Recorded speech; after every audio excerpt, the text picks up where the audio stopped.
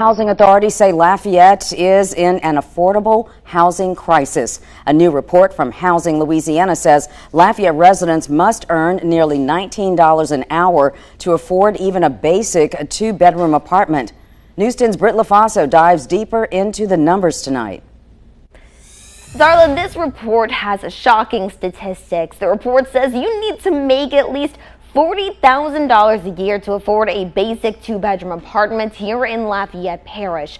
For workers who make the minimum wage of just $7.25, they'd need more than 2 full-time jobs and would have to work 107 hours to afford that.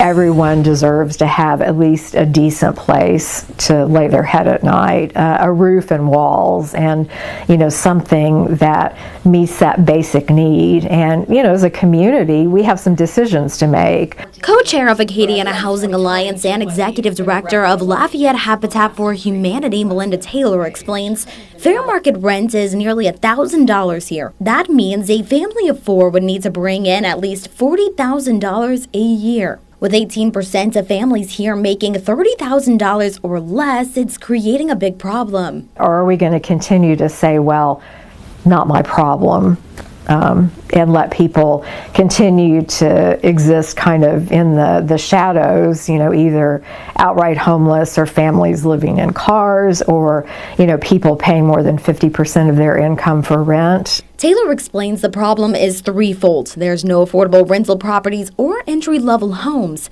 There's also not enough subsidized housing. You combine that with a minimum wage of just $7.25, and it creates the housing crisis we see today. It's having impacts that you only have to drive around on any of our major corridors to see. You'll see people on street corners. You'll see people walking up and down with backpacks.